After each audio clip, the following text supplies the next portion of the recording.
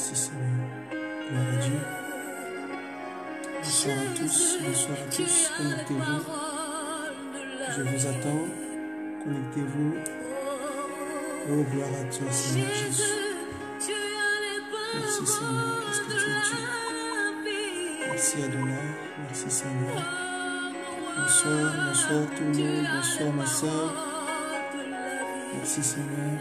Merci Jésus. Connectez-vous, connectez-vous, partagez.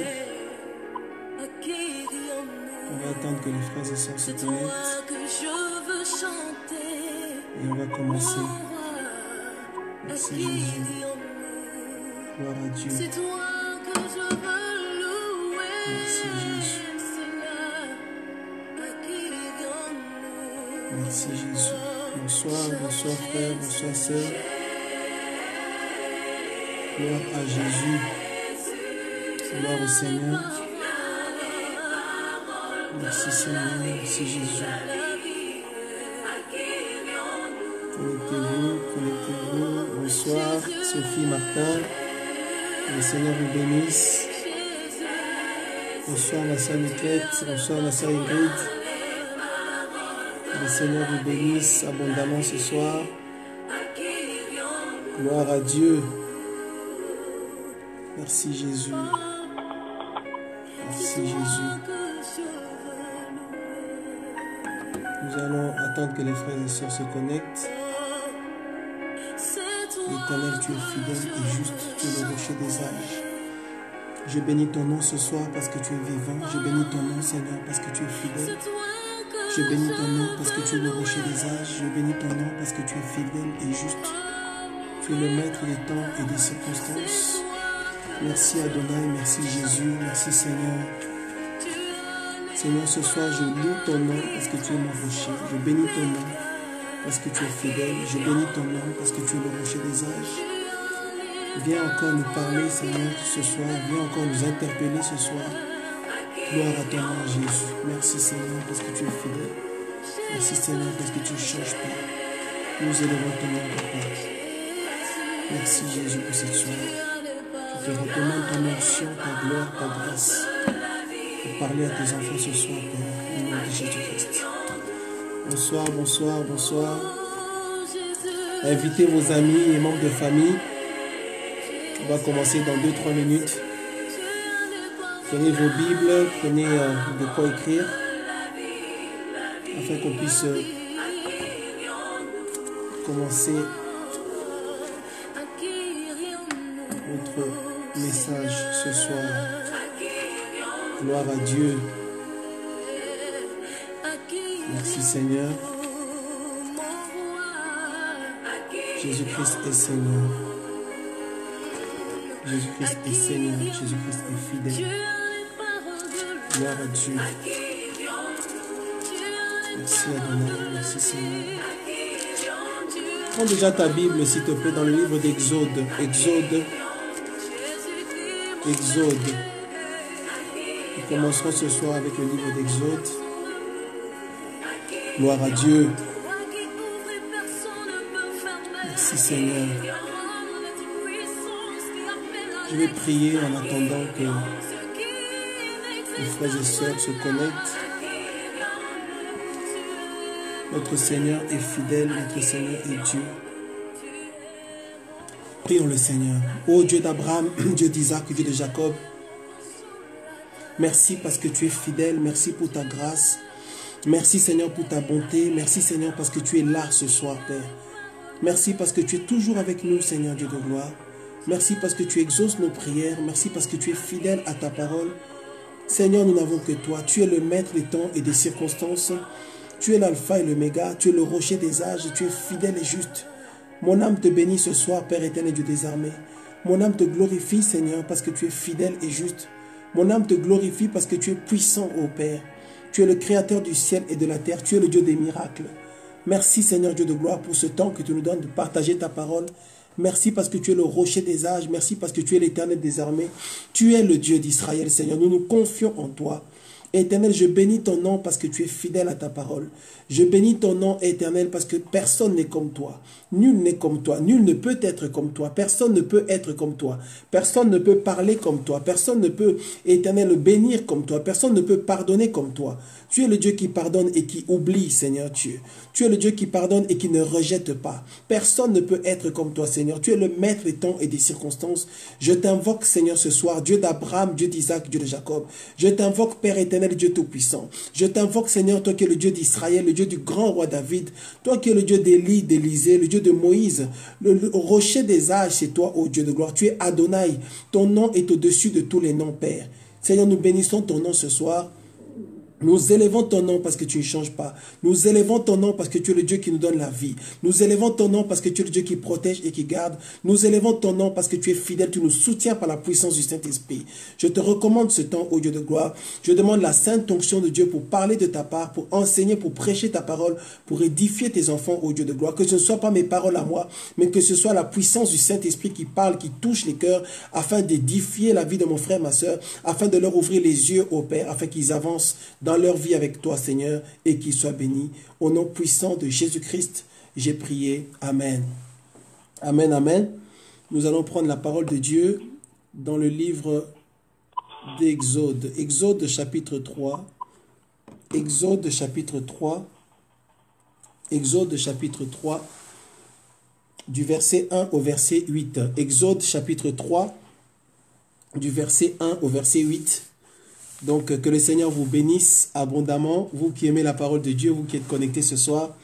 De temps en temps, au fur et à mesure qu'on avance, n'hésitez pas donc à, n'oubliez pas de partager ce message, de partager ce direct à vos amis et à vos connaissances. Exode chapitre 3, à partir du verset 1. Le thème de ce soir, c'est comment être transformé par Jésus-Christ. Comment être transformé par Jésus-Christ.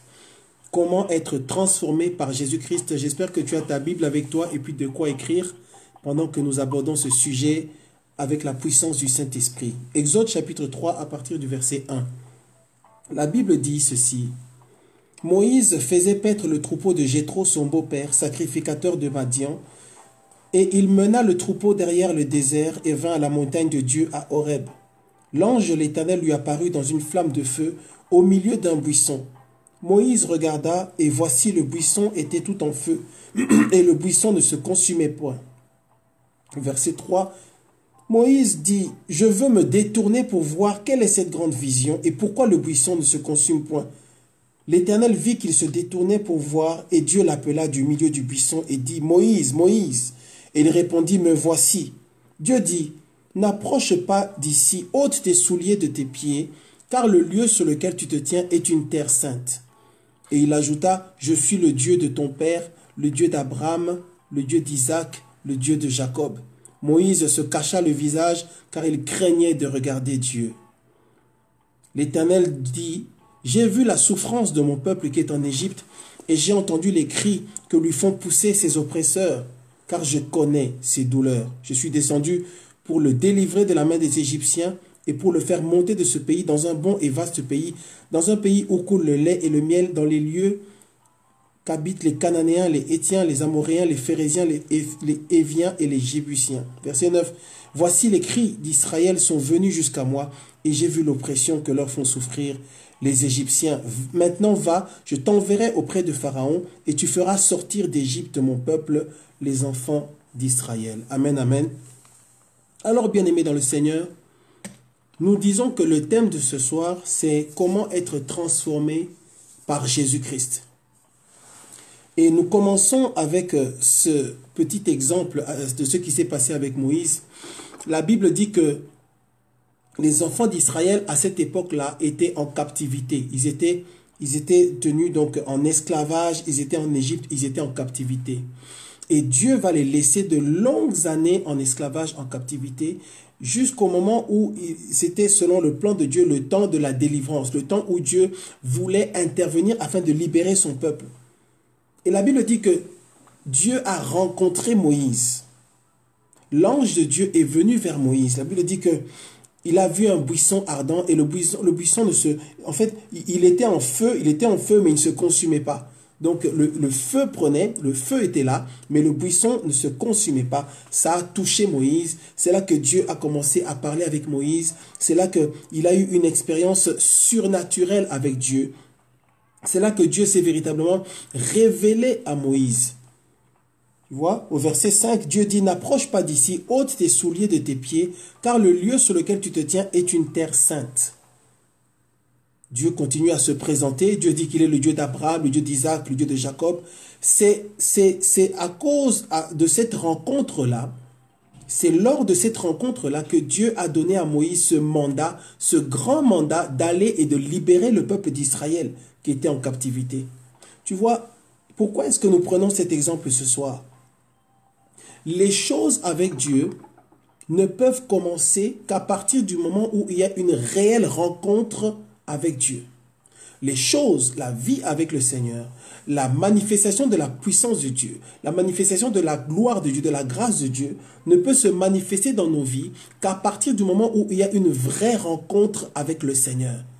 C'est là qu'il va y avoir le changement et on n'ira pas toute la suite. Le Seigneur va vraiment démontrer sa puissance lors de cette rencontre à Moïse. Le Seigneur va lui montrer qu'il est Dieu. Le Seigneur va lui montrer qu'il est au-dessus de tout. Le Seigneur va lui montrer qu'il contrôle la matière, qu'il contrôle la nature, qu'il contrôle les animaux, qu'il contrôle le règne humain, le règne animal, afin de rassurer Moïse, afin que Moïse puisse partir avec un certain courage, avec une assurance, avec une confiance.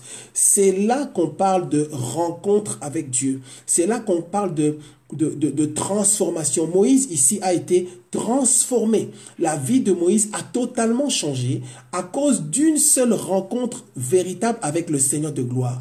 Bien-aimé dans le Seigneur, la question que nous posons aujourd'hui, c'est quoi? Comment être transformé par Jésus-Christ? Comment être transformé par notre Dieu? Comment être transformé dans notre vie chrétienne? Comment est-ce qu'il peut y avoir un changement, sachant que le changement est nécessaire, le changement est voulu par le Seigneur. Dieu veut que nous puissions changer. N'est-ce pas? Dieu veut qu'on soit parfait comme lui-même est parfait. Dieu veut qu'on puisse ressembler à Christ. Le Seigneur veut que ta vie soit véritablement changée. Le Seigneur veut que ta vie soit véritablement transformée. N'est-ce pas? La Bible dit que celui qui est en Christ est une nouvelle création. Il doit y avoir un changement. Il faut qu'il puisse y avoir une vraie transformation. La Bible dit dans Romains 12, 12 qu'on ne doit pas être conforme à ce monde. On ne doit pas ressembler à ceux qui sont dans le monde. Mais la Bible dit qu'on doit être transformé par le renouvellement de l'intelligence. Notre intelligence doit être transformée. Notre intelligence doit être changée. Et si notre intelligence est changée, si notre intelligence est transformée, alors il y aura un changement qui sera clair dans tous les domaines de nos vies. À cause de la rencontre que Dieu a eue avec Moïse, Moïse n'était plus la même personne. Tout en lui avait changé. Moïse était devenu quelqu'un qui avait un mandat spécial. Moïse était devenu quelqu'un qui avait désormais une mission. Moïse était devenu quelqu'un qui avait quelque chose à accomplir. Dieu lui a donné réellement la puissance dont il avait besoin. Est-ce que nous comprenons?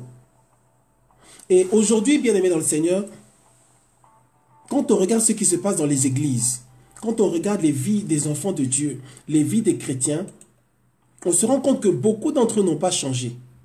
On voit que beaucoup ne sont pas transformés. On voit que beaucoup continuent avec les mêmes attitudes, avec les mêmes raisonnements, avec les mêmes pensées, toujours avec les mêmes penchants. On voit que certaines personnes vont à l'église pendant des années, pendant 5 ans, pendant 10 ans, pendant 15 ans dans l'église. Ils continuent toujours avec les mêmes habitudes. Ils continuent toujours avec, je dirais, les mêmes péchés mignons. Ils continuent toujours avec les mêmes faiblesses. Ils continuent toujours avec les mêmes mensonges, avec l'hypocrisie. Tu vas voir que la personne est restée 10 ans dans l'église. La personne continue à critiquer. La personne continue à être méchante. Il y a toujours l'orgueil qui est là. Il y a toujours, bien aimé dans le Seigneur, notre Dieu veut que nous puissions être transformés. Notre Dieu veut qu'il puisse y avoir un changement véritable. Et le changement que le Seigneur va opérer et veut opérer dans nos vies, c'est un changement qui va se voir dans plusieurs domaines de nos vies. Dans le domaine physique, au niveau du corps, dans le domaine émotionnel, au niveau de l'âme, dans le domaine de l'esprit, donc par rapport à notre esprit, dans le domaine professionnel, dans le domaine financier, dans le domaine, je dirais, dans le domaine relationnel, les relations avec les gens. Ça va se voir dans le domaine, relationnel, dans le domaine mental, dans ta vie, dans la vie mentale. Il doit y avoir un changement. Le Seigneur veut que nous puissions être totalement changés, totalement transformés, y compris dans le domaine vocationnel, c'est-à-dire en ce qui concerne l'appel de Dieu, en ce qui concerne le service de Dieu, parce que nous sommes membres de l'Église de Dieu et chaque membre dans un corps a un travail à faire, chaque membre a quelque chose à faire. Dieu veut que tu changes. Et ce changement doit se faire progressivement dans ta vie, mais il faut que tu sentes que tu es en train d'avancer, il faut que tu sentes que tu es en train de changer. La vie chrétienne ne consiste pas seulement en le fait d'aller à l'église, de chanter, d'adorer et de louer le Seigneur. La vie chrétienne doit amener un vrai changement dans la vie d'un enfant de Dieu. La vie chrétienne doit amener un changement dans le raisonnement des enfants de Dieu. La vie chrétienne doit amener un changement dans l'attitude, dans les pensées d'un enfant de Dieu. La vie chrétienne doit, la relation avec le Seigneur doit amener un véritable changement qui doit être vu, qui doit être constaté par les gens qui sont avec toi. Quand le Seigneur commence à te changer, quand le Seigneur commence à te transformer, ton épouse, ton époux va s'en rendre compte. Les gens de ta famille vont se rendre compte. Les gens qui sont autour de toi vont s'en rendre compte. Les gens vont voir qu'il y a une différence. Les gens vont voir que tu n'es plus la même personne. Les gens il va y avoir des circonstances, des choses qui vont se passer, des événements où les gens vont remarquer que si tu avais été confronté à ce même problème 10 ans avant ou 20 ans avant, tu n'aurais pas traité le problème comme tu le traites aujourd'hui. Il faut qu'il puisse y avoir un véritable changement dans la vie de l'enfant de Dieu. Maintenant, la question que nous nous posons honnêtement aujourd'hui, quand tu regardes ta vie, quand tu regardes comment tu évolues, quand tu regardes ce qui se passe dans ta vie, si tu veux vraiment être honnête et sincère devant le Seigneur, est-ce que tu constates qu'il y a un changement dans ta vie ou pas? Est-ce que tu constates que le Seigneur a changé ton cœur? Est-ce que tu constates que tu es quelqu'un qui a vraiment qui vit une transformation au niveau de ton cœur? Parce que le vrai changement, c'est le changement qui intervient au niveau de ton cœur. Le vrai changement, c'est le changement qui intervient au niveau de ton cœur et ça influence maintenant ce qui va se passer dans ta pensée. Ça va influencer les décisions que tu vas prendre, ça va influencer les paroles qui vont sortir de ta bouche. Tu arriveras à un moment où tu peux vraiment dire quelque chose, tu peux vraiment répondre, être méchant, être totalement désagréable. Tu ne le fais pas, tu ne peux pas le faire. Pourquoi? Parce qu'il y a quelque chose qui est venu se faire dans ta vie. Parce qu'il y a le Seigneur qui a changé ton cœur.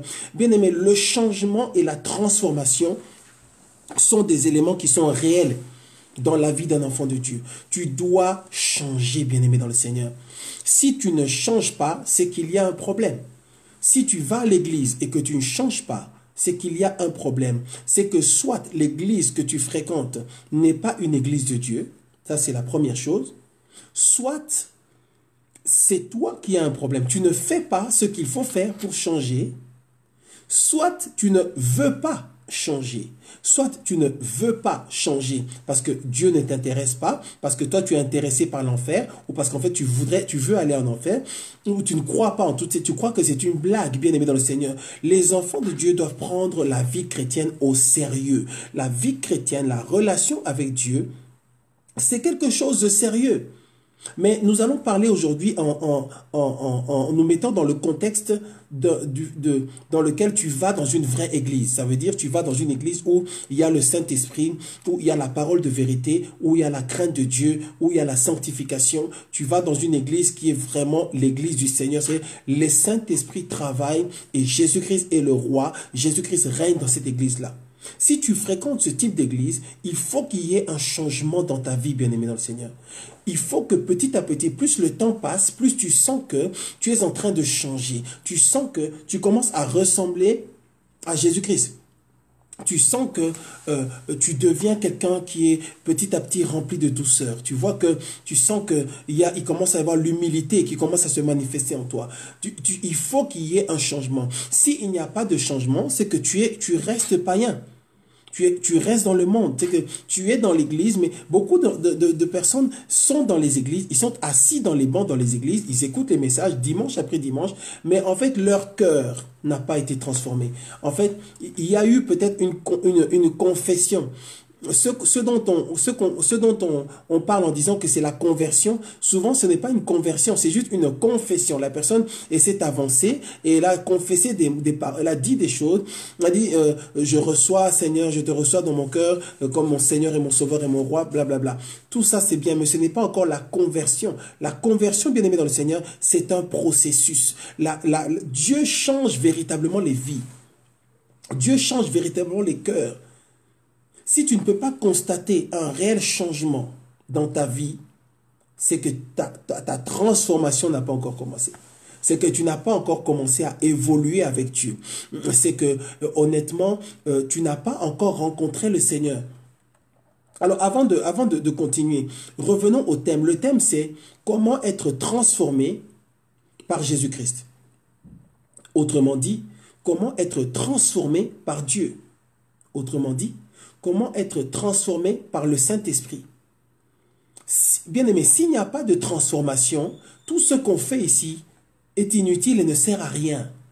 Et j'insiste beaucoup sur ce point-là. La Bible dit, allez, faites de toutes les nations des disciples. Enseignez-les à observer ce que je vous ai prescrit. Et voici, je suis avec vous tous les jours. Donc Jésus dit que la mission qu'il a donnée à ses serviteurs, c'est d'aller dans le monde et de faire de toutes les nations des disciples. Ça veut dire quoi? Ça veut dire que tout enfant de Dieu, tout vrai enfant de Dieu, tout vrai chrétien doit devenir un disciple. Le disciple, c'est celui qui ressemble, qui suit l'exemple de son maître.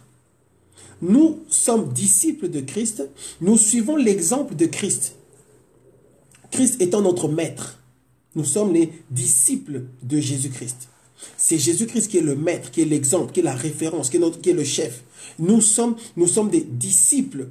Nous voulons devenir des disciples. Nous voulons ressembler au maître, être semblable à Jésus-Christ. Est-ce que dans ta vie, tu sens que Dieu est en train de t'amener vers la ressemblance à Jésus-Christ? Bien-aimés dans le Seigneur, nous devons revenir à la vérité de la vie chrétienne, à la vérité de la parole de Dieu, à la vérité de la Bible, à la vérité du royaume de Dieu, à la vérité qui est Jésus-Christ.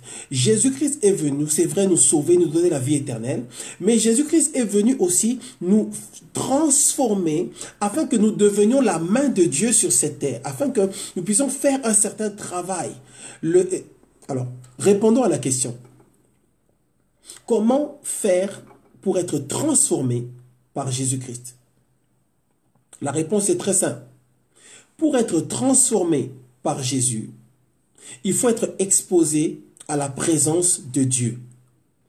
Si tu prends des notes, pour être transformé par Jésus, pour être transformé dans sa vie chrétienne, pour être transformé dans cette relation avec le Seigneur, la réponse, elle est très simple. Afin d'être transformé, il faut que tu sois exposé à la présence de Dieu. Amen, amen.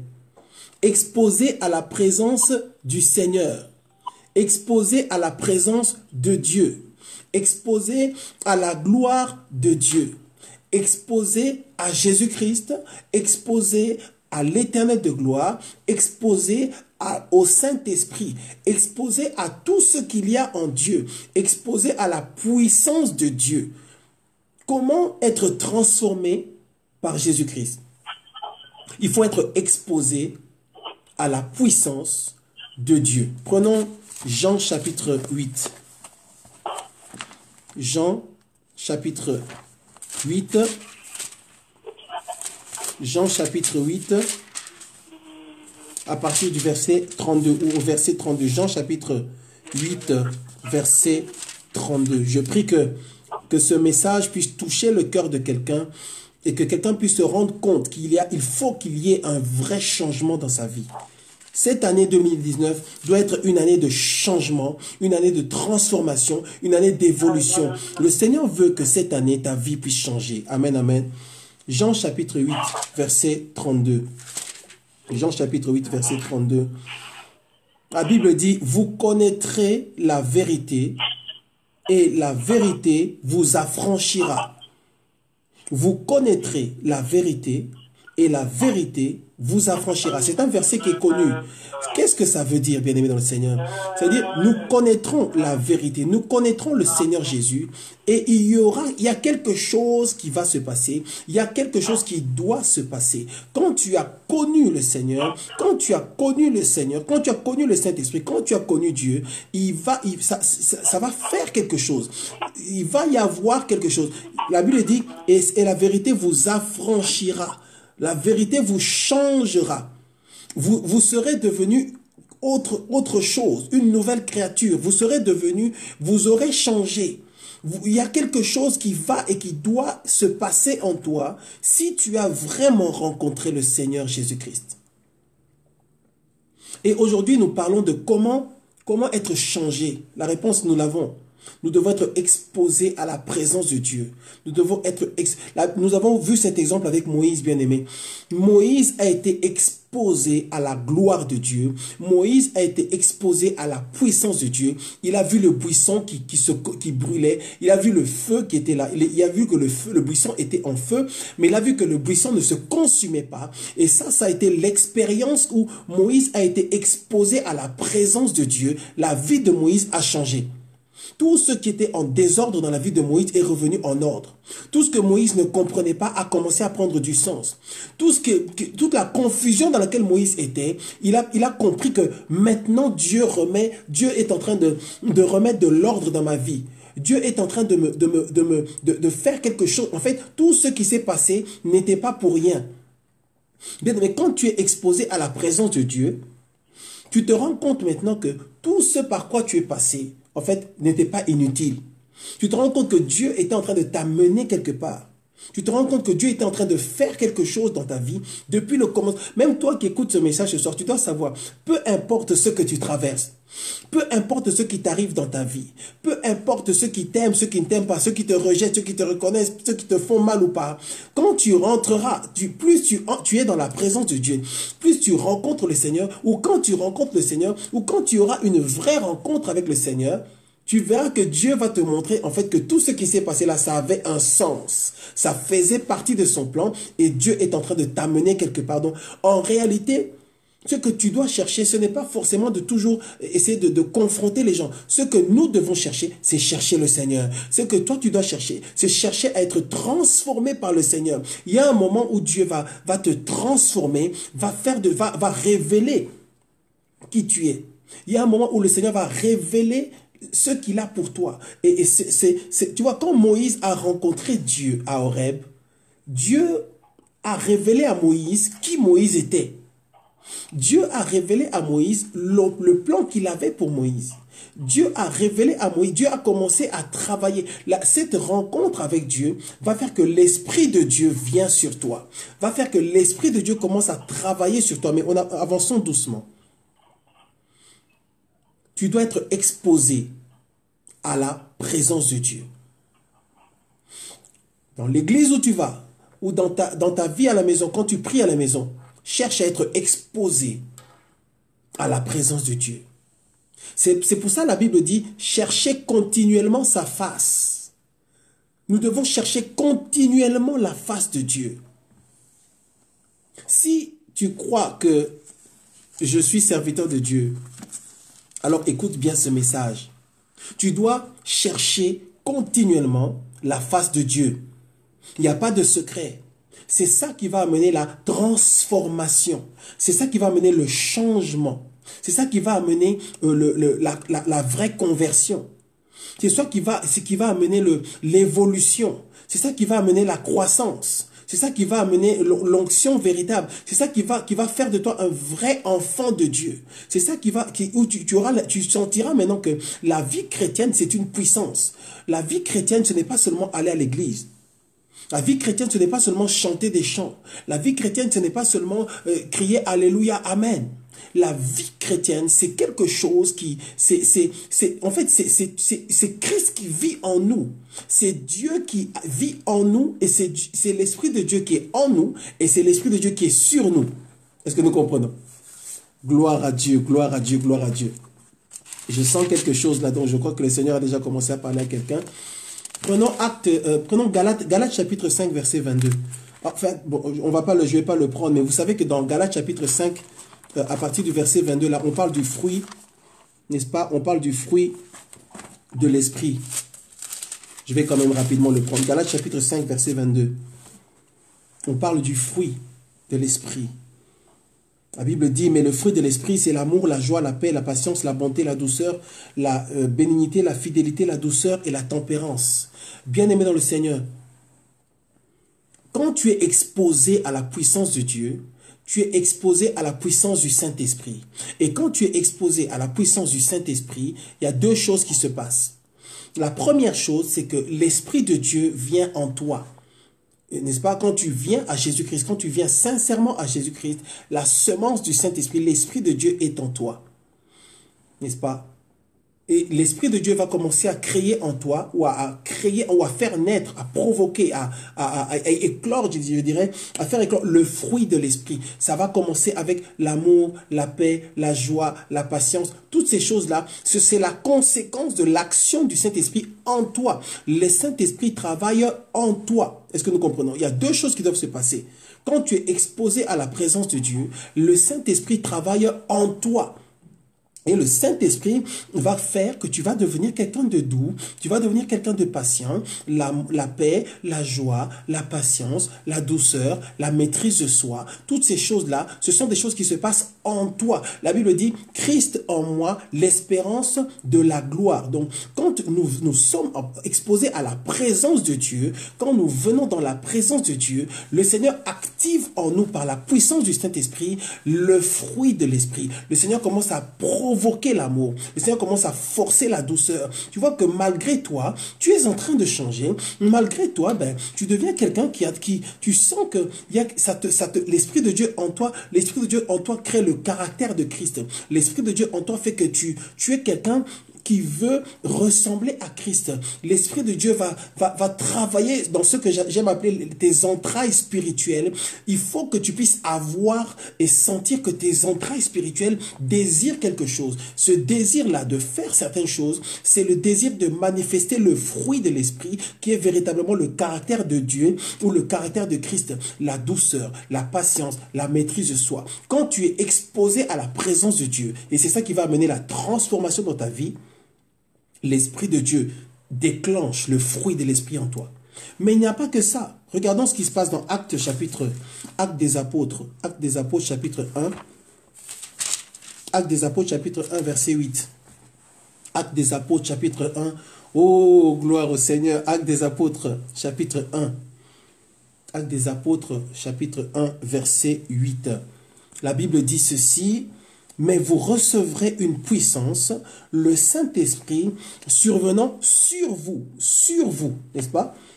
Le Saint-Esprit survenant sur vous. Donc ici, ce n'est pas le Saint-Esprit qui est en toi, mais non, c'est le Saint-Esprit qui est sur toi, tu vois? Mais vous recevrez une puissance, le Saint-Esprit survenant sur vous. Vous serez mes témoins à Jérusalem, dans toute la Judée, dans la Samarie et jusqu'aux extrémités de la terre. Tu vois maintenant ici, bien-aimé dans le Seigneur, que la Bible nous dit que le Saint-Esprit va faire deux choses. La première chose, il va travailler en toi. La deuxième chose, il va travailler sur toi. Le travail que l'Esprit de Dieu va faire en toi, c'est pour que tu marches comme Jésus-Christ. Le travail que l'Esprit de Dieu va faire sur toi, c'est pour que tu agisses, que tu travailles, que tu serves le Seigneur comme Jésus-Christ, que tu deviennes témoin de Dieu, de manifester la puissance de Dieu, afin d'impacter, afin de toucher, afin que par toi, maintenant, Dieu puisse travailler sur l'extérieur. Je ne sais pas si nous pouvons comprendre cette image-là. C'est comme si toi, tu es ici et disons que l'Esprit de Dieu te remplit. L'Esprit de Dieu te remplit, le fruit de l'Esprit se manifeste en toi. Tu es à l'intérieur de toi, n'est-ce pas? À l'intérieur, il y a l'Esprit de Dieu. Et à l'extérieur, maintenant, l'Esprit de Dieu est sur toi aussi. Donc, ça veut dire que finalement, quand on te regarde, on ne te voit même pas. Toi, on ne te voit même pas parce que tu es rempli du Saint-Esprit et l'Esprit de Dieu est aussi sur toi. Donc, finalement, il n'y a que l'Esprit de Dieu qui travaille en toi parce que l'Esprit de Dieu est en toi et sur toi. Est-ce que nous comprenons? La présence de Dieu change les temps et les circonstances. La présence de Dieu change tout. Comment être transformé? Il faut que tu sois que tu rencontres la présence de Dieu. Il faut que tu sois exposé à Dieu. Bien-aimé dans le Seigneur. Tu sais, on peut te prêcher la parole du matin au soir. D'ailleurs, tu sais, tu as écouté des messages. Certaines personnes ont écouté plein de prédications, plein. Certaines personnes ont même beaucoup de connaissances des choses de Dieu. Mais tant qu'il n'y a pas eu une rencontre avec Dieu, une rencontre surnaturelle avec Dieu, il n'y aura pas de changement. Comment faire pour être transformé? Qu'est-ce qu'il faut pour que tu sois transformé? Qu'est-ce qu'il faut pour qu'il y ait la vraie transformation dans ta vie? Il faut qu'il puisse y avoir une rencontre surnaturelle avec Dieu. Une rencontre surnaturelle, quelque chose d'extraordinaire. Bien-aimé dans le Seigneur, ce que je vous dis là, c'est la vérité. Il faut qu'il y ait une vraie rencontre avec Dieu. Et cette vraie rencontre avec Dieu, tu la sentiras. Tu la sentiras dans ton corps physique, tu la sentiras dans ton âme, et tu la sentiras dans ton esprit. C'est une vraie rencontre avec le Seigneur. La rencontre surnaturelle. Moïse a eu cette rencontre surnaturelle avec Dieu. Et bien aimé dans le Seigneur, vous savez, c'est pour ça que l'apôtre Paul disait, je n'ai pas honte de l'évangile. C'est une puissance, c'est la puissance de Dieu qui libère. Parce que il faut qu'on sorte de cette approche-là où on a tendance à penser que les choses de Dieu... c'est pour ceux qui sont tout doux, ceux qui sont tout faibles, ceux qui n'ont rien de particulier. Alléluia, gloire à Dieu. Et puis ça s'arrête là. Les choses, la vie chrétienne, ce n'est pas seulement être gentil, bien-aimé dans le Seigneur. La vie chrétienne, ce n'est pas seulement être doux.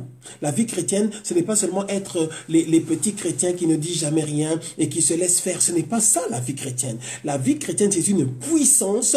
Pourquoi est-ce que c'est une puissance? Parce que c'est le Saint-Esprit qui travaille en toi. Amen, amen. C'est le Saint-Esprit qui vient sur toi. C'est Christ qui vit en toi. Mais beaucoup de gens dans les églises, beaucoup de gens, et malheureusement, beaucoup aussi même de soi-disant serviteurs de Dieu n'ont pas eu cette transformation-là. Ils n'ont pas eu cette rencontre avec Dieu. Ils n'ont pas eu ces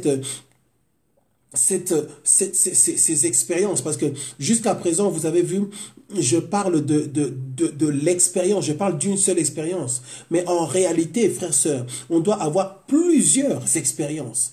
Et c'est pour ça qu'on doit chercher continuellement la face de Dieu. Bien-aimé dans le Seigneur, cette année 2019, si tu cherches Dieu de tout ton cœur, tu auras une visitation de Dieu.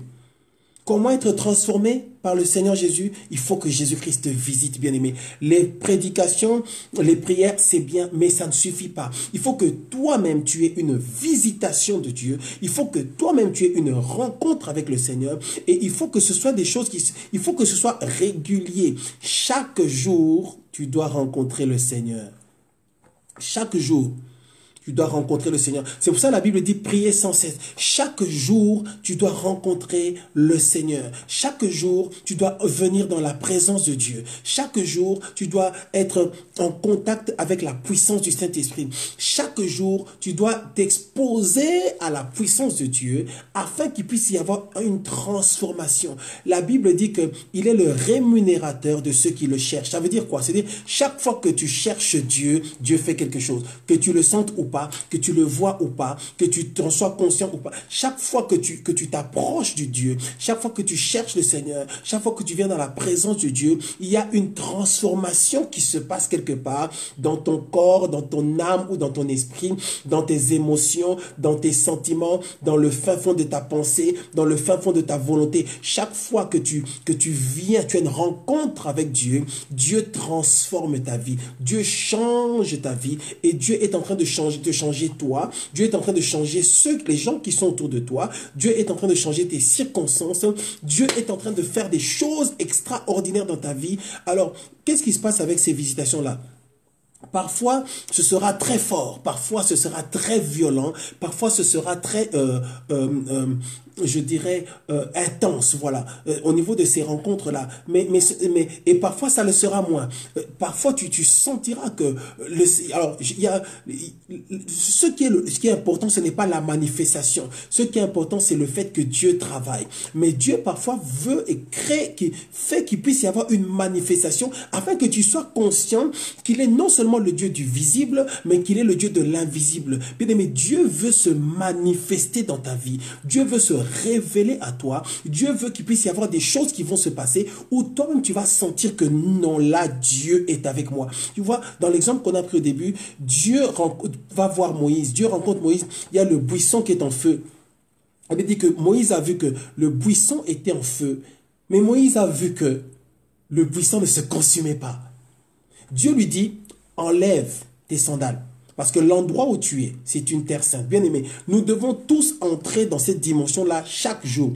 Une dimension où tu entres dans la présence de Dieu. Tu es obligé d'enlever ce qui est impur. Tu es obligé d'enlever ce qui n'est pas bon. Tu es obligé d'ôter tes souliers, d'enlever tes sandales. Parce que tu sais que tu es dans la sainte présence de Dieu. Et parce que maintenant, Dieu va faire des choses. Dieu va transformer. Dieu va changer.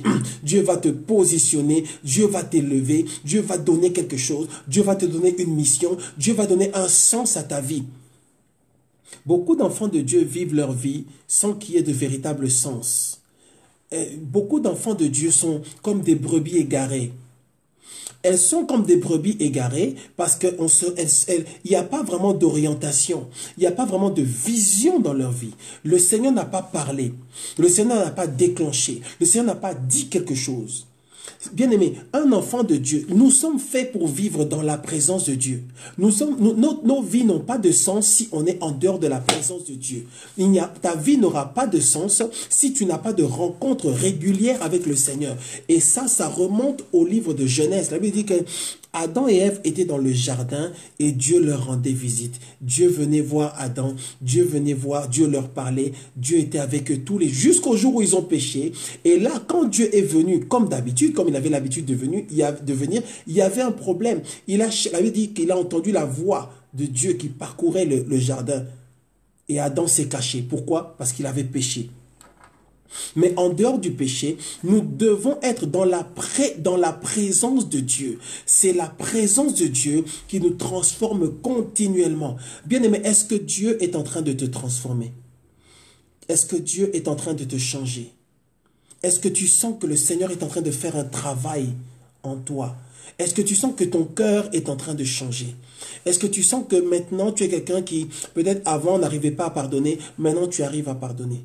Est-ce que tu es quelqu'un qui, avant, ne pouvait pas supporter les gens, d'être avec des gens, et tu sens maintenant que le Seigneur a commencé à faire des choses? Si tu n'as pas de changement clair que tu peux vraiment, sur lesquels tu peux témoigner la gloire, la grâce de Dieu dans ta vie, c'est que la transformation n'a pas encore, tu n'as pas encore été exposé vraiment à Dieu. Parce que quand tu es exposé au Seigneur, le rayonnement de la gloire de Dieu est tellement intense que ça va changer ta vie. Ça va changer ta... Maintenant, ça ne se fera pas en une seule fois, en un seul jour. Ça se fera progressivement au fur et à mesure que tu cherches le Seigneur, au fur et à mesure que tu avances avec Dieu, au fur et à mesure, veillez de prière, retraite toi-même à la maison, toi-même tu pries à la maison, veillez culte le dimanche, culte le vendredi, retraite de prière, le Seigneur dépose des choses, le Seigneur change des choses, et puis tu retournes chez toi à la maison, et puis tu pries encore. Même toi-même dans ta chambre, tu peux prier le Seigneur, bien-aimé. Vous savez, il m'est arrivé de prier, je vous assure. Et je ne dis pas ça pour comment dire, pour me vanter ou quoi que ce soit. Nous sommes tous sur un chemin, nous sommes tous dans une course, on est en train d'avancer selon le plan de Dieu. Mais je vous assure qu'il y a des moments où nous prions. Donc pendant qu'on est en train de prier, tu sens que là, Dieu est là. Donc tu vas le sentir d'une certaine manière selon la sensibilité et la grâce que Dieu te donne. Il y en a qui commencent à pleurer, il y en a qui ont les larmes. Tu vois seulement les larmes qui coulent. Tu te demandes, mais d'où viennent ces larmes? Et on ne t'a pas payé pour pleurer, il n'y a rien de triste pour que tu puisses pleurer. Et tu es quelqu'un qui est plutôt, je dirais, qui a une forte personnalité, donc tu ne pleures pas. Mais ce sont des signes que Dieu comme ça te donne pour que tu saches dans le physique, dans le naturel qu'il est là. Il y en a qui commencent à crier, il y en a qui commencent à chanter, il y en a qui se roulent par terre, il y en a qui ont l'impression que leurs mains chauffent, il y en a qui ont l'impression que leurs pieds sont chauds, il y en a qui ont l'impression que tout leur corps est rempli d'eau ou qu'il y a quelque chose qui les remplit. Mais le Seigneur utilise des signes parfois dans le physique et dans le naturel afin de manifester sa présence, afin que ce soit pour toi un signe qu'il est avec toi. C'est là que dans cette histoire, dans Exode, la Bible dit que Dieu va demander à Moïse de prendre un bâton et de le jeter. Dieu demande à Moïse de prendre son bâton et de le jeter par terre. Quand Moïse va le jeter par terre, ça devient un serpent. Et puis plus tard, Dieu lui dit, prends ce serpent. Il attrape le serpent, ça redevient un bâton. Dieu a voulu que ce soit un signe pour montrer à Moïse, regarde, je suis le Dieu du visible, je suis le Dieu de l'invisible, je suis le Dieu qui contrôle la matière, je suis le Dieu qui contrôle le bois, je contrôle les arbres, je contrôle la création, je contrôle la nature et je contrôle aussi les cœurs des hommes. La Bible dit que les cœurs des hommes sont dans la main de Dieu comme un fleuve, il le fait pencher là où il veut. Dieu veut te montrer qu'il est le Dieu tout-puissant. Quand Dieu permet qu'il puisse y avoir une manifestation physique sur ton corps, c'est pour que tu saches qu'il est le Dieu qui contrôle ton corps. Il est le Dieu qui contrôle le naturel. Ça veut dire qu'il peut contrôler ton corps à toi, mais il peut aussi contrôler le corps d'autres personnes. Il peut changer les choses. Il peut provoquer des choses par la puissance seulement du Saint-Esprit. Amen, amen. Et il faut qu'il y ait une vraie transformation.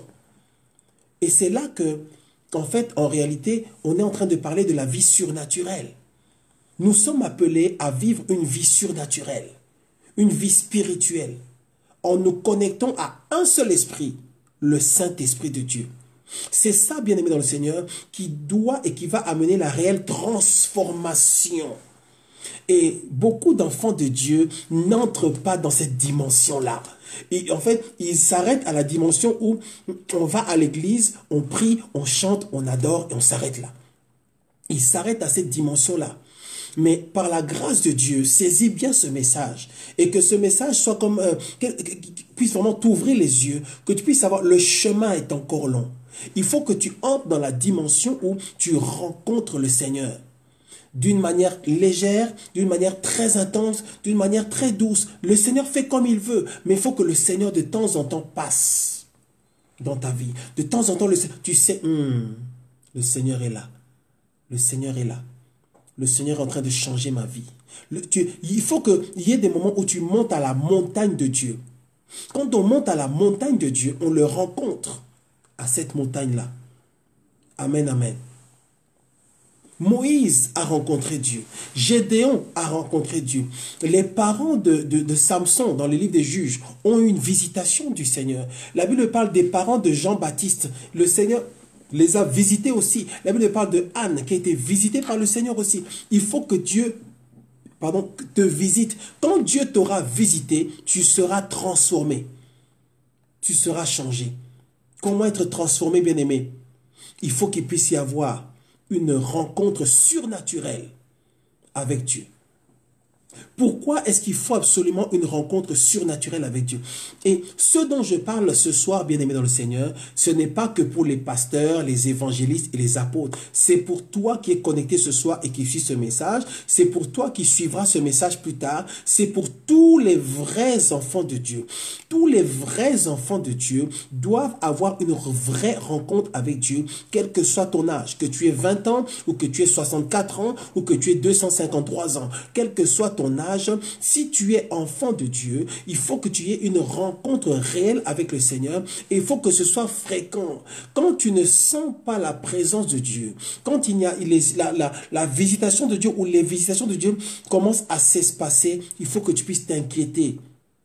Un enfant de Dieu doit sentir la présence de Dieu.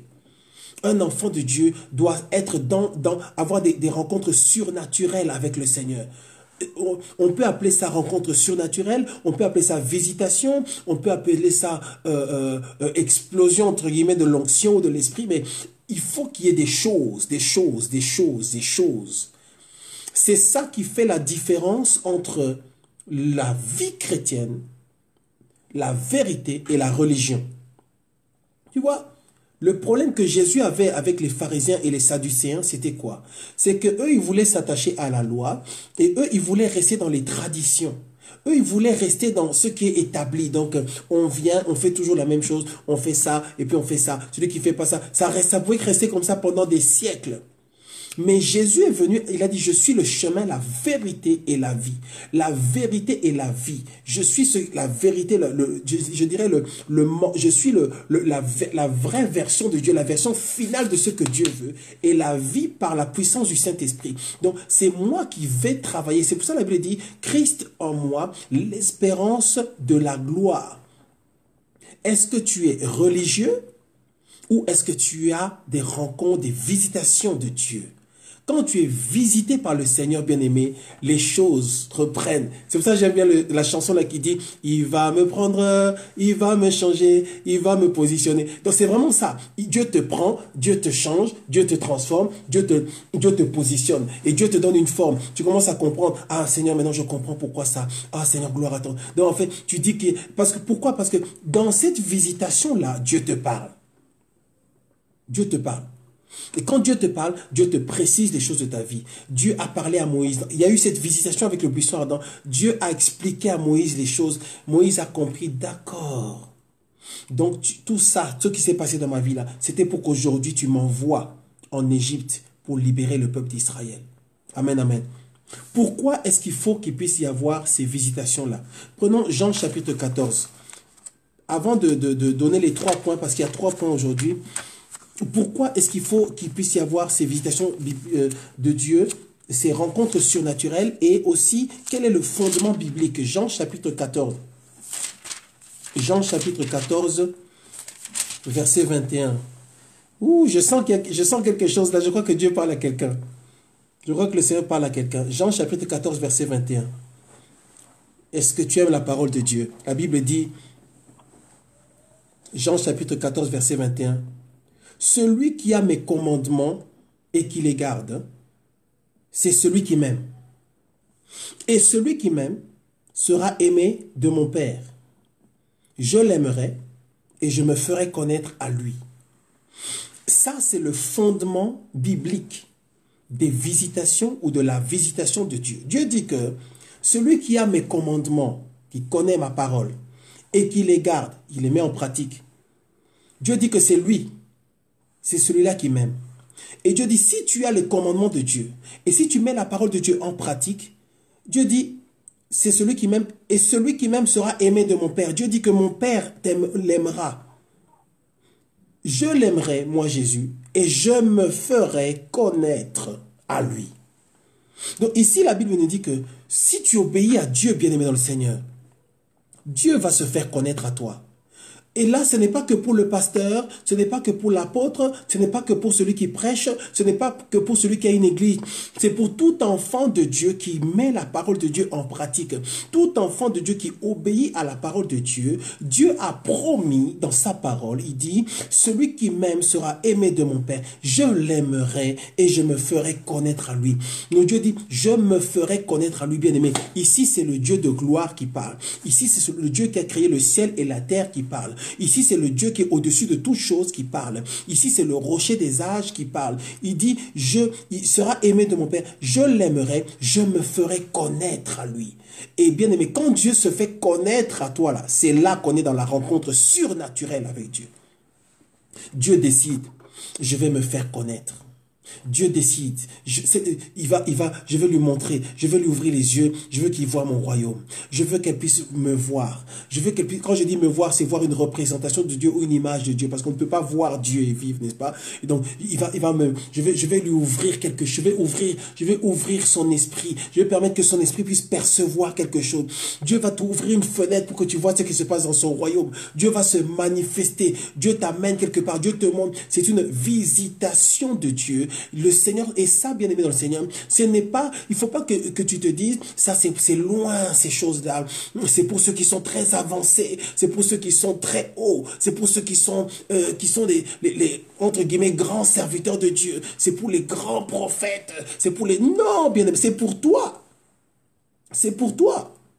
C'est pour toi qui me regarde ce soir, c'est pour toi qui suis ce message, ou c'est pour toi qui suivra le message plus tard. Tout enfant de Dieu est concerné par ce verset. Celui qui a mes commandements et qui les garde, c'est celui qui m'aime. Celui qui m'aime sera aimé de mon Père. Je l'aimerai, je me ferai connaître. C'est le bon plaisir de Dieu que de venir se faire connaître, se manifester dans ta vie. À toi, pas ton voisin, pas ton frère à l'église, à toi-même. Amen, amen. Donc, pourquoi est-ce qu'on a besoin de cette rencontre avec Dieu, cette rencontre surnaturelle? Parce que nous disons que c'est cette rencontre surnaturelle qui te transforme. C'est cette rencontre surnaturelle qui change véritablement ta vie, bien-aimé dans le Seigneur.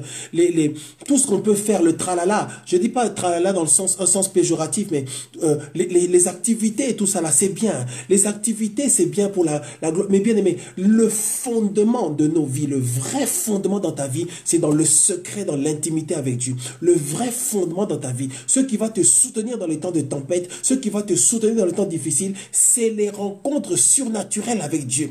Parce que tu sauras que ce jour-là, ce qui s'est passé avec moi, ce jour-là, la manière dont Dieu s'est manifesté, la puissance que j'ai sentie là, je ne l'ai pas inventée, ce n'est pas mon imagination, Dieu est vrai avec moi.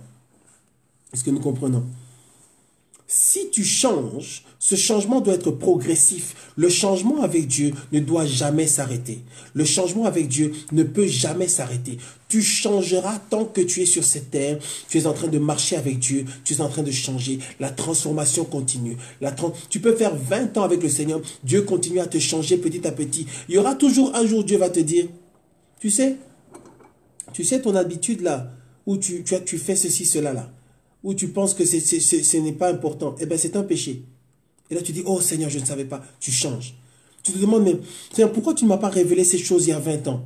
Dieu a fait les choses comme il veut, mais il faut qu'il y ait le changement, que le changement soit perpétuel, que le changement, tu es en train de laver ta robe. Apocalypse nous dit qu'il y aura un sort différent pour ceux qui auront lavé leur robe, ceux qui se seront sanctifiés. La sanctification, c'est un processus, la sanctification, c'est un style de vie.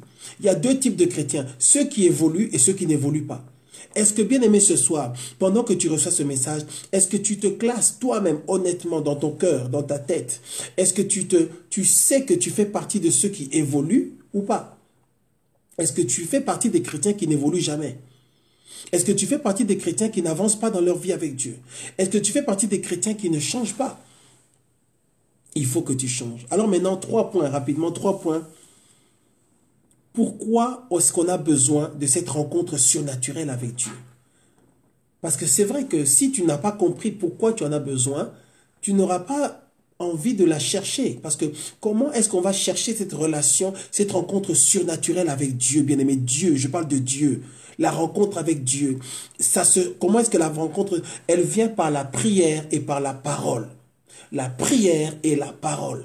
C'est à force de prier, à force de recevoir la parole de Dieu, qu'il y a maintenant la rencontre surnaturelle avec Dieu. Ça doit être provoqué, les deux leviers, ou les deux, je dirais, cordes ou ficelles qu'il faut tirer. C'est la prière et la parole. La prière et la parole. Plus on est dans la prière et dans la parole, on est dans la présence de Dieu. Dieu décide de descendre et de te visiter. Tu as maintenant une rencontre surnaturelle avec Dieu. C'est là maintenant que tu vas passer de la théorie ou tu vas passer de la connaissance à la révélation. Ouh, gloire à Dieu. Tu passes de la théorie, tu passes de la connaissance simple, tu passes juste de la lettre. Tu passes de la lettre à la vie. Tu passes maintenant à la connaissance. Maintenant, toi, tu sais que tu sais que tu sais. Non pas seulement parce que c'est écrit dans la Bible, mais tu as vécu quelque chose avec Dieu qui a imprimé ces choses en toi. Tu sais que Dieu est réel. Tu sais que Dieu est avec toi. Est-ce que nous comprenons? Première chose, pourquoi est-ce que nous avons besoin de la rencontre surnaturelle avec Dieu? Pourquoi est-ce qu'on a besoin de la rencontre surnaturelle? 1 Corinthiens, chapitre 2. 1 Corinthiens, chapitre 2. 1 Corinthiens, chapitre 2, verset 5. 1 Corinthiens, chapitre 2. Je prendrai à partir du verset 2. 1 Corinthiens, chapitre 2, à partir du verset 2. Ça, c'est le premier point, si tu prends des notes. Pourquoi est-ce que tu as besoin d'avoir cette rencontre surnaturelle avec Dieu? Nous avons dit comment faire pour être transformé. Pour être transformé, tu as besoin d'une rencontre surnaturelle avec Dieu. Il faut que ce soit fréquent. Et on veut voir maintenant pourquoi est-ce que tu as besoin de cette rencontre surnaturelle avec Dieu. Première chose, 1 Corinthiens chapitre 2, à partir du verset 2. Car je n'ai pas eu la pensée de savoir parmi vous autre chose que Jésus-Christ, et Jésus-Christ crucifié. Moi-même, j'étais auprès de vous dans un état de faiblesse, de crainte et de grand tremblement. Et ma parole et ma prédication ne reposaient pas sur les discours persuasifs de la sagesse, mais sur une démonstration d'esprit et de puissance.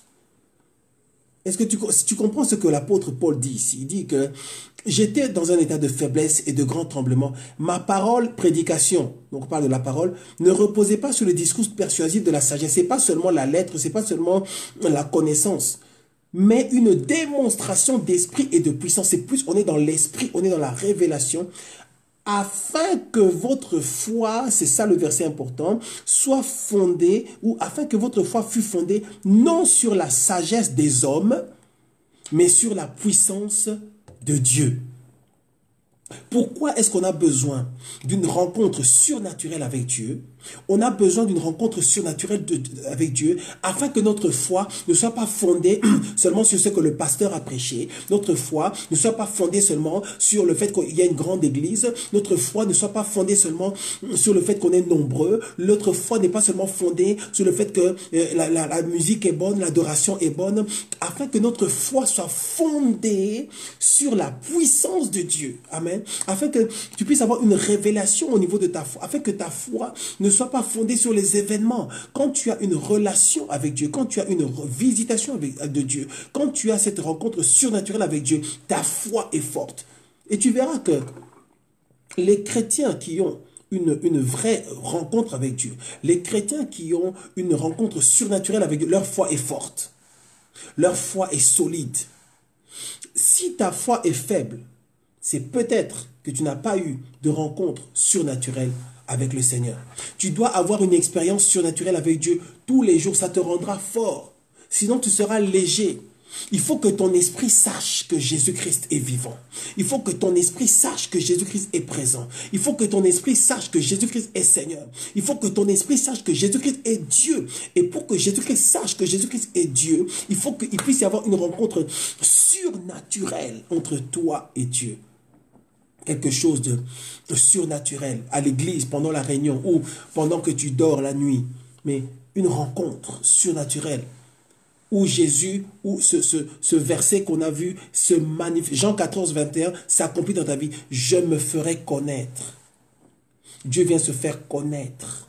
Dieu vient dans ta vie amener la révélation. Dieu vient te montrer qui tu es vraiment. Dieu va te montrer ce qu'il fera avec toi. Dieu vient te montrer qu'il est Dieu. Parce que quand il fait ça, il te montre qu'il est Dieu. Il te montre qu'il est Dieu.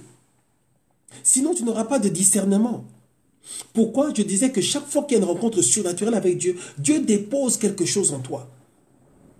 Et ce qui fatigue les églises aujourd'hui ou même les chrétiens, c'est que facilement ils sont trompés par les faux prophètes, facilement on les amène à gauche, à droite dans des fausses doctrines. On peut facilement mentir à un chrétien, on peut facilement l'amener. Pourquoi? Parce que souvent il n'y a pas eu de rencontre surnaturelle avec Dieu. Parce que quand il y a une rencontre surnaturelle avec, il y a une empreinte spirituelle qui se fait. Dieu dépose quelque chose en toi qui fait que quand on te propose autre chose, tu sens que non, ça c'est pas Dieu. Ça, c'est pas mon Dieu. Ça, c'est pas mon Dieu, ça. Ça, c'est pas mon Dieu qui parle. Pourquoi? Parce que tu as eu une rencontre surnaturelle. Ta foi est solide. Souvent, dans les églises, dans les assemblées, ou même dans les familles, quand il y a des événements, les gens sont souvent ébranlés. Les gens sont facilement troublés. Pourquoi? Parce qu'ils n'ont pas eu de visitation de Dieu. De visitation du Seigneur. N'oubliez pas de partager la vidéo, d'inviter vos amis pendant qu'on avance petit à petit. J'espère que vous avez pensé à le faire. Partagez cette vidéo sur vos pages et invitez vos amis et les connaissances que vous avez afin de recevoir cette vérité. Parce qu'il y a quelqu'un quelque part, il y a un chrétien quelque part qui se pose des questions, mais comment ça se fait que ma vie n'avance pas? Comment ça se fait que ma vie avec Dieu n'avance pas? Comment ça se fait que, est-ce que c'est faux? Est-ce qu'on m'a menti? Est-ce que ces histoires de Dieu c'est vrai ou faux? Est-ce que vraiment Dieu existe? Est-ce que vraiment Dieu est puissant? Est-ce que vraiment Dieu agit dans ma vie? Est-ce que Dieu vraiment me connaît? Est-ce que c'est seulement pour les autres? Pourquoi est-ce que c'est toujours les autres qui ont un témoignage? Pourquoi c'est toujours dans les vies des autres qu'il y a des choses qui se passent? Pourquoi c'est toujours les autres qui voient? Pourquoi c'est toujours les autres qui viennent dire Dieu m'a parlé? Bien aimé, tu dois avoir aussi cette dimension avec Dieu là, où tu as une rencontre surnaturelle avec le Seigneur. Sinon ta foi sera faible. Et Paul dit que c'est basé non pas sur les discours persuasifs de la sagesse, non pas sur la théorie de la sagesse, mais c'est basé sur la démonstration de la puissance. C'est basé sur la révélation, sur la rencontre surnaturelle avec Dieu, afin que votre foi soit basée sur la puissance de Dieu. Maintenant, toi, mon frère, ma soeur qui regarde ce soir, ta foi, est-ce qu'elle est basée sur juste la lettre, sur les versets bibliques, sans révélation, ou est-ce que ta foi est fondée sur la puissance de Dieu? Il faut que ta foi soit basée sur la puissance de Dieu. J'espère que quelqu'un m'entend ce soir. Il faut que ta foi soit basée sur la puissance de Dieu, mais il faut que la puissance de Dieu soit réelle pour toi. Il faut que la puissance de Dieu soit vraie pour toi. Pour que la puissance de Dieu soit réelle pour toi, il faut qu'il y ait eu au préalable une rencontre ou plusieurs rencontres surnaturelles avec Dieu. Dieu va te faire sentir des choses dans ton corps et dans ton esprit, où tu sauras que tu sais que tu es en contact avec le Seigneur de gloire, que tu es en contact avec le Dieu qui a créé le monde entier. Tu sais qu'il y a quelque chose, voilà. Tu sais qu'il y a quelque chose. Tu sais qu'il y a une puissance, tu sais qu'il y a un pouvoir. Et tu sais que ce pouvoir-là, c'est le pouvoir de Dieu, c'est le pouvoir du Saint-Esprit. Amen, amen. Deuxième point. Pourquoi est-ce que tu as besoin d'avoir des rencontres ou une rencontre surnaturelle avec Dieu? Tu as besoin d'avoir une rencontre surnaturelle avec le Seigneur afin que Dieu devienne vrai pour toi. Ça, c'est le deuxième point. Tu as besoin d'une rencontre surnaturelle avec Dieu qui va te changer, qui va te transformer, afin que Dieu soit vrai pour toi, afin que Dieu devienne vrai pour toi, afin que Dieu soit une réalité dans ta vie, afin que Dieu soit plus vrai que ce que tu vis. Est-ce que nous comprenons?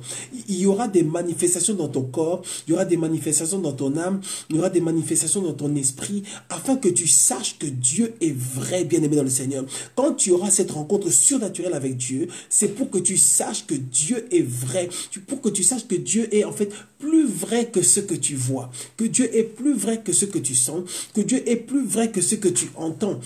Tu sauras que c'est le Dieu de ton être entier. Tu sauras que c'est le Dieu de ta vie. C'est quand tu auras cette rencontre surnaturelle avec Dieu, tu sauras que Dieu est avec toi. Tu sauras qu'il est vrai, qu'il existe et qu'il travaille. Bien aimé, c'est facile de chanter.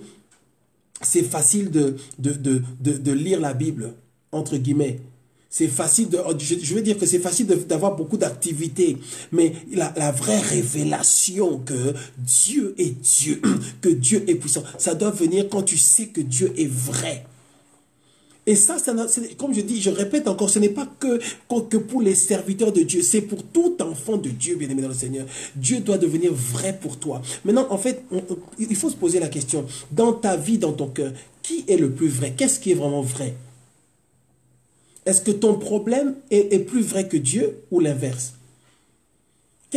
C'est comme quelqu'un qui fixe le soleil, tu vois, quand tu fixes le soleil longtemps, imaginons qu'il y a un soleil éclatant bien chaud là, quand tu fixes le soleil pendant longtemps, même quand tu regardes ailleurs, tu as toujours encore, au niveau de ta vision, tes yeux, tu as encore cet éclat là du soleil. Eh bien, c'est la même chose avec Dieu. Il faut que, en fait, cette rencontre surnaturelle avec Dieu, ça ait créé une empreinte dans ta façon de voir. Ça crée une empreinte au niveau de tes yeux qui fait que même quand tu regardes ton problème, même quand tu regardes ce qui se passe à côté de toi, même si tu regardes les difficultés, toi, ce qui est vrai pour toi, toi, ce que tu vois, ce que tu perçois, ça reste Dieu. Ce que tu perçois, ça reste seulement la puissance de Dieu. Tu restes convaincu que c'est lui qui est plus, en fait, il y a ce rayonnement-là qui se met au-dessus de tous tes problèmes. Dieu doit être plus vrai que les critiques sur ta vie. Dieu doit devenir plus vrai que la souffrance. Donc même s'il y a la souffrance, même s'il y a la peine dans ta vie, Dieu, ton Dieu, à cause de cette rencontre surnaturelle, sera plus vrai pour toi que les souffrances. Quand je dis plus vrai, ça veut dire plus important, ça veut dire plus puissant. Ça veut dire que tu as la révélation que Dieu est plus grand que ton problème. Voilà. Tu as la révélation que Dieu est plus grand que ce qui te fait souffrir. Bien aimé, dans ta vie, qu'est-ce qui est vraiment le plus grand? Est-ce que Dieu est plus grand que ton problème, le problème que tu traverses aujourd'hui, la situation qui te fait pleurer aujourd'hui, la situation qui fait que tu ne dors pas la nuit, la situation qui fait que tu te réveilles à 2h, 3h du matin, totalement angoissé, parce que tu ne sais pas comment est-ce que tu vas t'en sortir. Est-ce que ton Dieu est plus vrai que ce problème ou pas? Si ton Dieu est plus vrai que ton problème, ton Dieu est donc dans ton esprit plus fort que ce problème-là. Et donc maintenant, tu vois que ce problème devient petit par rapport à la gloire de Dieu. Tu manifestes la foi en Dieu. Mais tous ces mécanismes-là se mettent en place à partir du moment où tu as eu une rencontre surnaturelle avec Dieu. Une vraie rencontre surnaturelle ou de temps en temps des rencontres surnaturelles avec Dieu. Ça fait que maintenant, c'est cette chose-là qui va te soutenir pendant les crises, pendant les situations difficiles. La Bible dit que vous aurez des tribulations. Vous aurez des difficultés, vous aurez des souffrances. Dans ce monde, en tant qu'enfant de Dieu, il y aura des temps difficiles. La Bible, et ça, c'est quelque chose qui, je ne vais pas dire malheureusement, mais le Seigneur ne nous a pas caché. Il a dit que ça va être difficile. Il va y avoir des difficultés, il va y avoir des souffrances. Les chrétiens seront persécutés et tout ça. Mais Dieu doit être plus vrai que tout ce qui t'arrive. Et pour que Dieu soit plus vrai, tu dois sentir sa présence.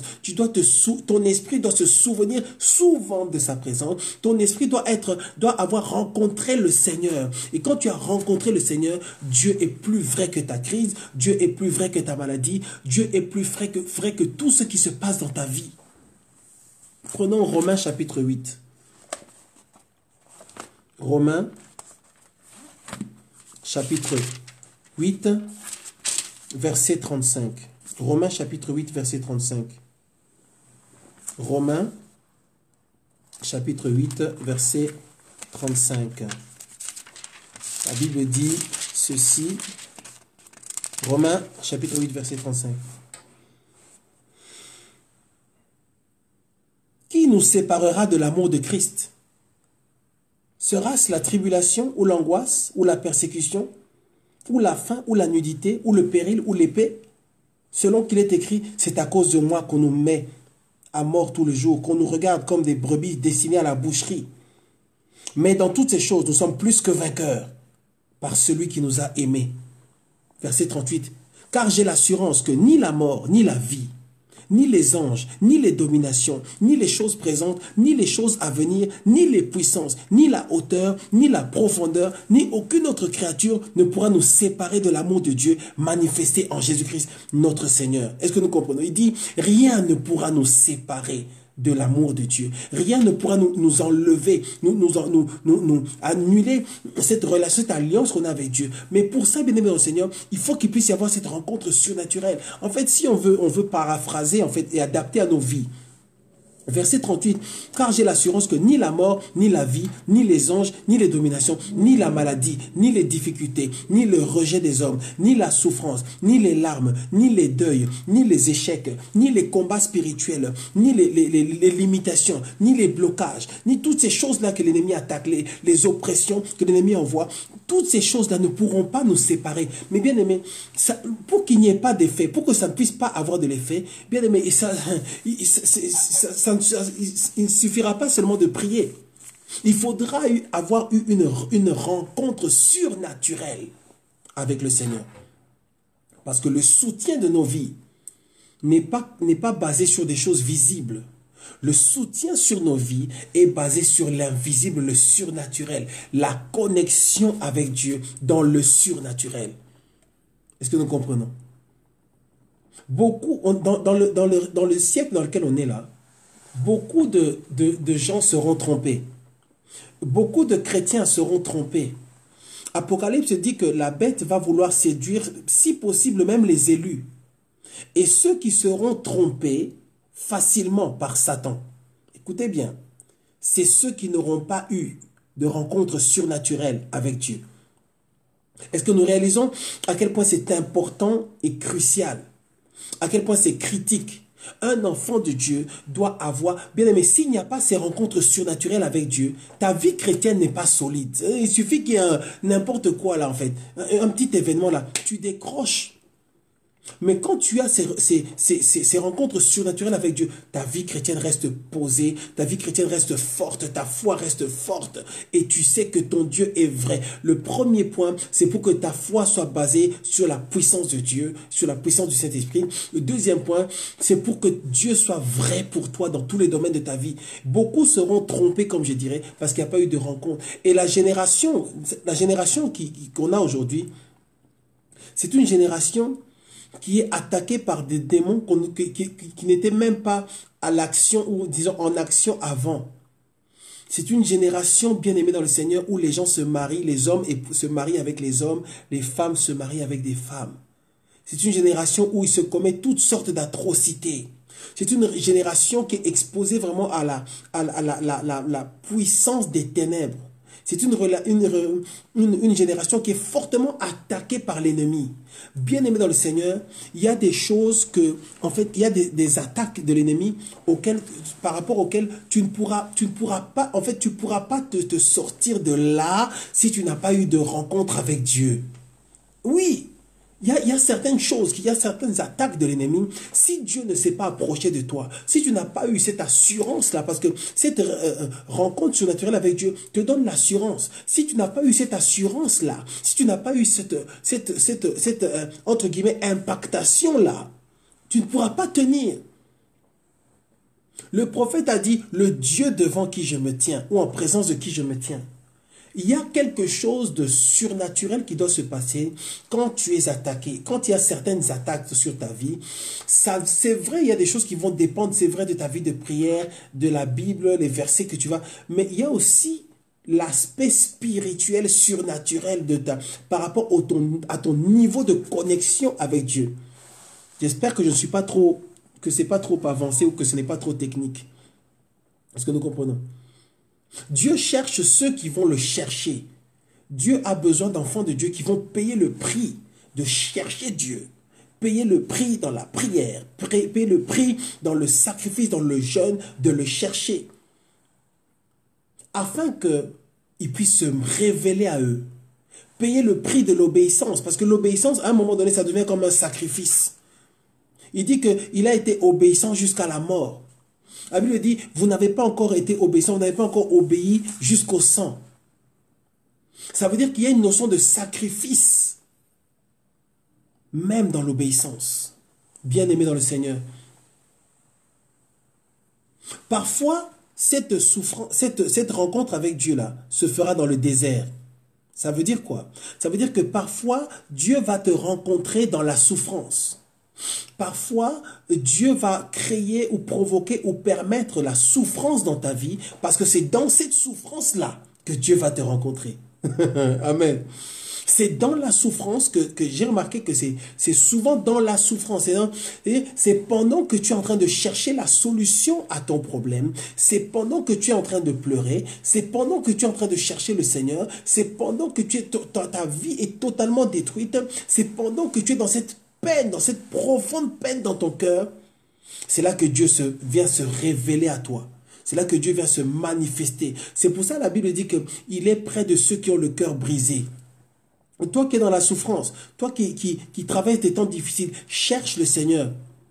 Le Seigneur viendra vers toi. Le Seigneur viendra se manifester. Il y a certaines personnes qui ont eu de grandes souffrances. Job a souffert pendant un certain temps. À la fin, il a dit, mon oreille avait entendu parler de toi, mais maintenant mon œil t'a vu.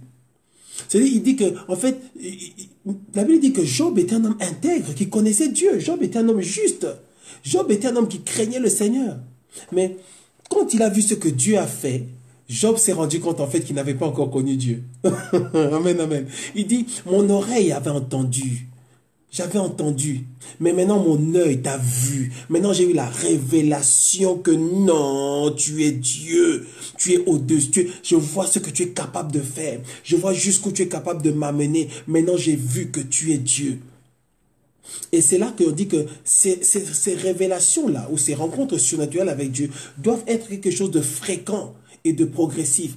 Dieu t'amène de gloire en gloire. Dieu te fait sortir de l'Égypte. Dieu fait sortir le peuple d'Israël d'Égypte. Ça, c'est une autre prédication, peut-être dimanche. Dieu les fait sortir. Dieu frappe le peuple des Égyptiens. Dieu envoie des plaies. Ils souffrent tout ça. Et puis, ils sortent. Et Dieu maintenant les amène devant la mer Rouge. Quand ils arrivent devant la mer Rouge, là, bien-aimés dans le Seigneur, Dieu leur donne encore une autre révélation, une autre manifestation dans la souffrance, dans l'oppression, dans le trouble. Dieu se manifeste. Quand ils sont sortis, ils ont commencé à sortir d'Égypte, ils avaient un niveau de révélation de Dieu.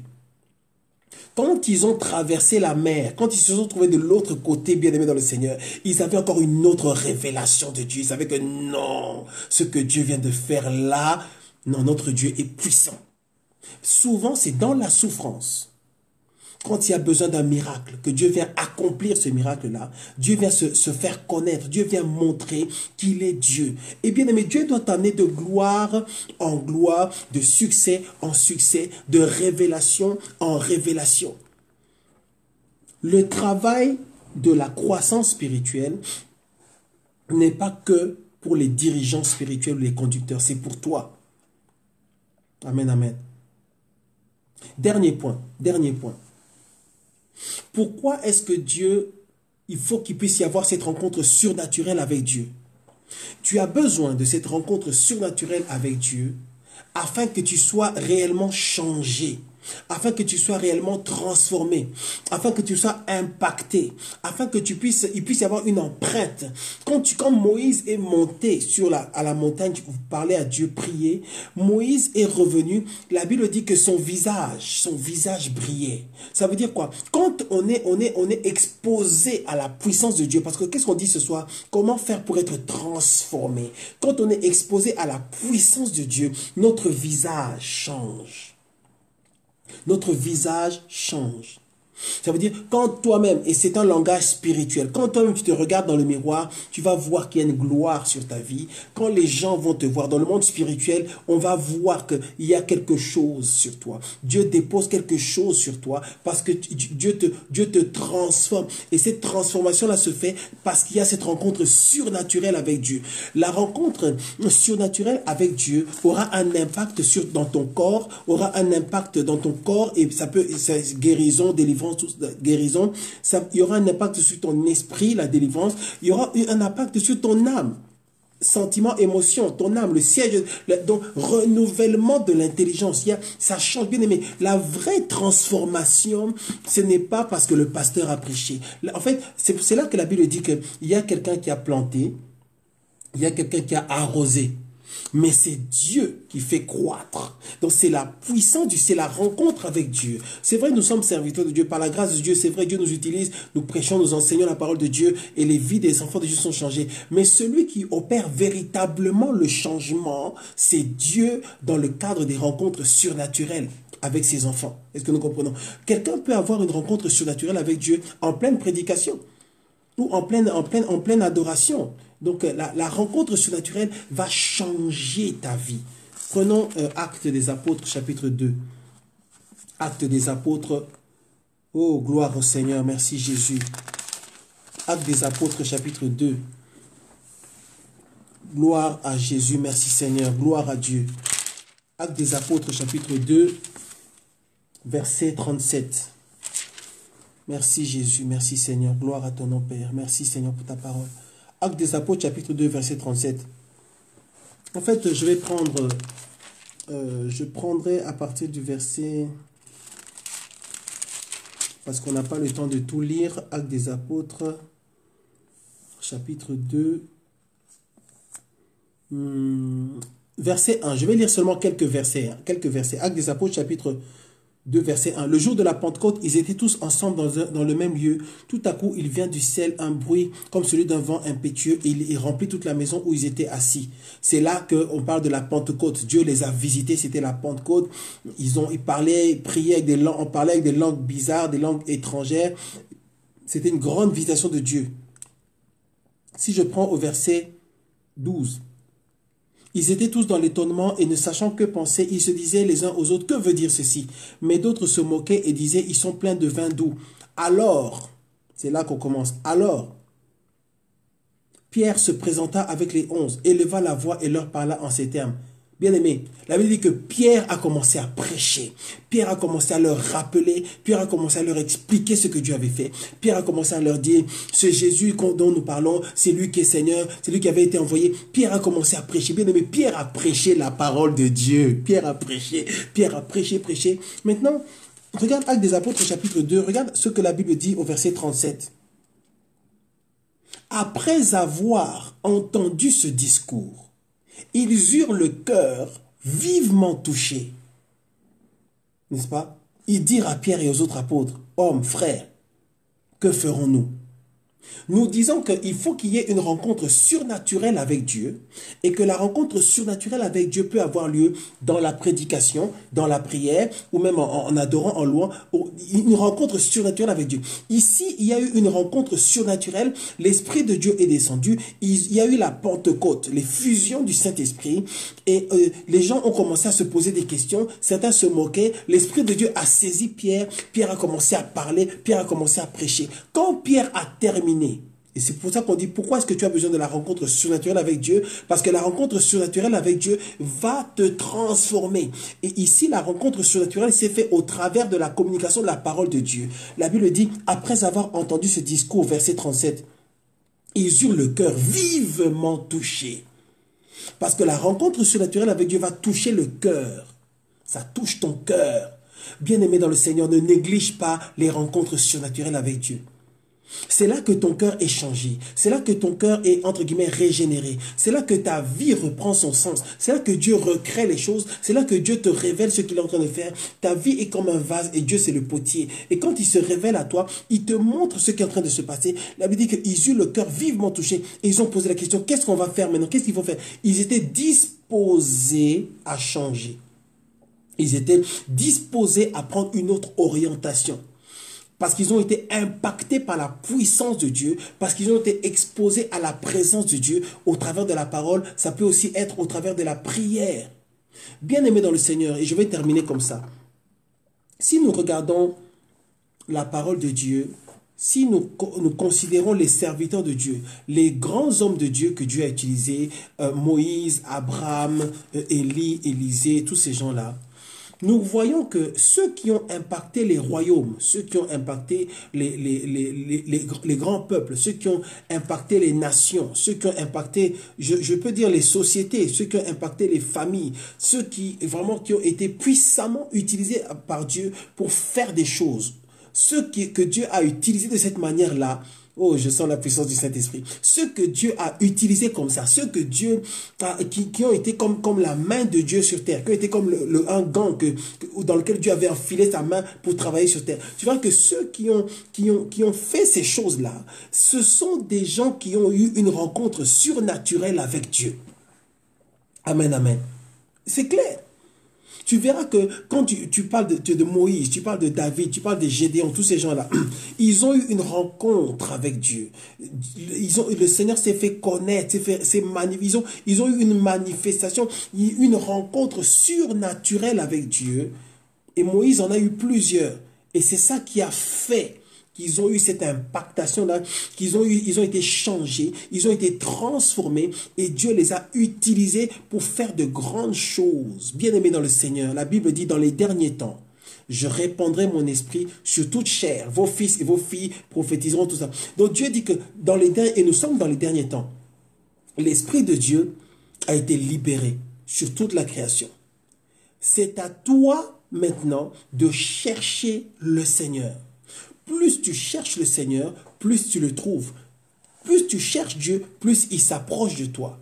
Tu as besoin d'être transformé.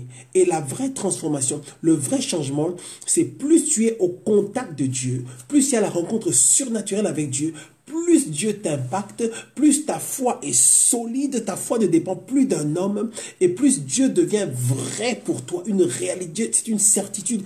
Dieu doit être pour toi plus vrai que tout ce que tu vois. Parce qu'en réalité, Dieu est plus vrai que tout ce qui existe, parce que tout ce qui existe est venu de l'invisible. Ça n'existait pas, Dieu l'a fait exister, Dieu l'a créé, Dieu l'a manifesté, mais Dieu était déjà là avant. Est-ce que nous comprenons? Dieu était déjà là avant. Donc, il faut que Dieu soit vrai pour nous.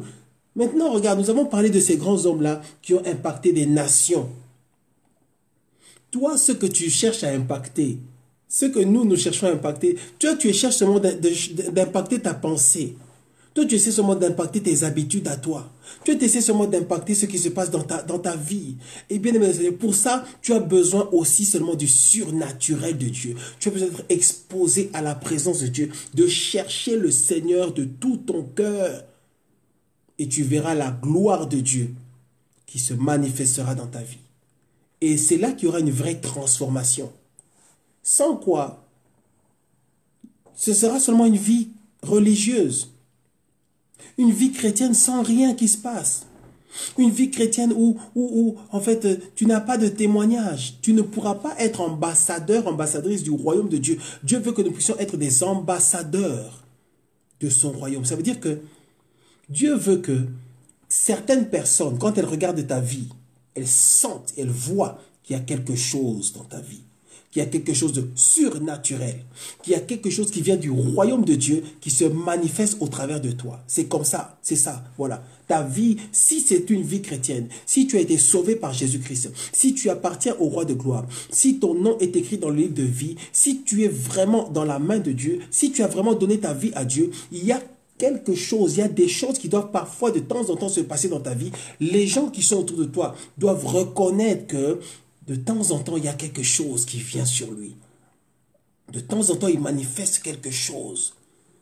Et ce quelque chose-là, c'est la gloire de Dieu. C'est le royaume de Dieu qui se manifeste au travers de toi. C'est Dieu qui se révèle au travers de toi, au monde entier. Et ça commence petit et ça peut devenir très grand au fur et à mesure que tu rencontres le Seigneur. La rencontre surnaturelle avec Dieu. Bien-aimé, peu importe la souffrance qui vient sur ta vie, cherche seulement le Seigneur. Cherche les rencontres surnaturelles avec Dieu. Et tu verras que ta vie va changer. Amen, amen. Je vais m'arrêter là ce soir. Et nous allons prier ensemble. Décide que tu vas chercher Dieu de tout ton cœur. Cherche les visitations de Dieu, la rencontre surnaturelle avec le Seigneur. Et tu verras que tu seras totalement transformé. Au fur et à mesure que tu avances avec Dieu, tu seras transformé. Prions. Ô Dieu d'Abraham, Dieu d'Isaac, Dieu de Jacob, merci Seigneur pour cette parole ce soir. Merci parce que tu nous ouvres les yeux encore. Merci Seigneur parce que tu parles à quelqu'un.